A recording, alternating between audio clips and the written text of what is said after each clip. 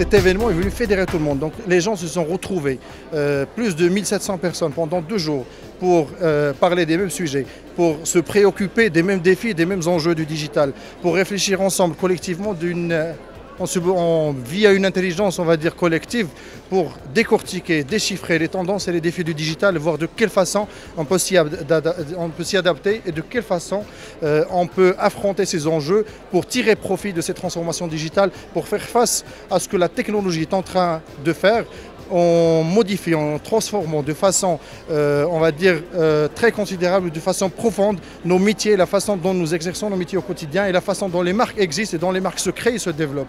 Aujourd'hui, la technologie est une donne qui évolue, qui s'accélère, voire même une accélérance, on va dire, programmée, une accélération programmée.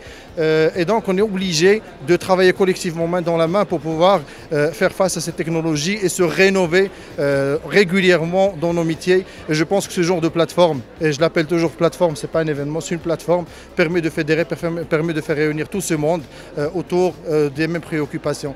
Alors, la deuxième composante, ou le deuxième point que je voudrais évoquer en bilan, c'est ce que nous avons appelé l'Open Innovation Programme, qui est, à mon avis, une composante principal de l'ADN de l'événement dorénavant, parce qu'il permet de connecter définitivement de façon structurelle et de façon formalisée les startups avec l'écosystème économique et le tissu économique, que ce soit des groupes nationaux ou des multinationales installées au Maroc, pour créer des opportunités de business, des opportunités de co-création, de co-développement, de co-innovation. Et c'est ça le but. Nous l'avons lancé cette année dans l'objectif ou dans l'espoir d'avoir une dizaine ou une quinzaine ou une vingtaine de rendez-vous. Nous en avons eu 400 et quelques. C'est énorme.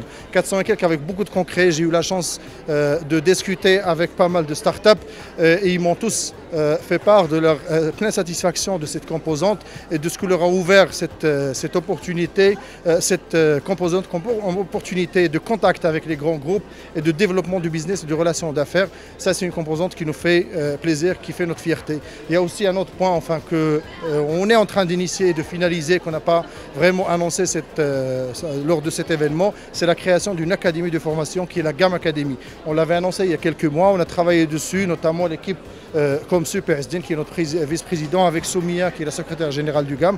On a travaillé sur ce projet qui est en train de voir le jour. On va annoncer les détails très prochainement. C'est une académie qui va assurer des formations aux membres du GAM sur un certain nombre de thématiques et de sujets, et principalement sur le digital.